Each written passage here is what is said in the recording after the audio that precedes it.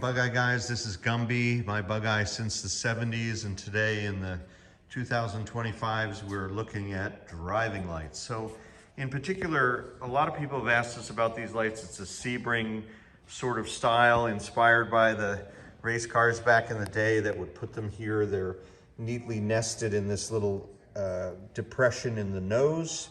Looks good, like they belong there. If you have a bumperless car, it's a very popular look, and I just wanted to showcase those for this short video. It's something people like to add to their cars. They're not incredibly bright. In many ways, the LED park lights are brighter.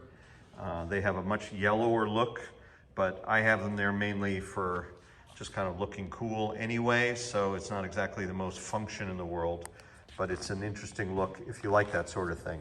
So we have these in our catalog at bugeyeguys.com. The only difference is this particular set says Lucas on the top, and the ones that we're selling are no longer apparently legally allowed to say that. So you will see the same shape without the Lucas logo. So that's what we have today, some nice driving lights. One quick thing though before I go, I have mine rigged to the high beam. Some people like to rig these to a little toggle switch under the dash. You have lots of choices as to how you configure it. I have mine set up so that when the headlights are on and the high beams are on, you end up with those lights activated.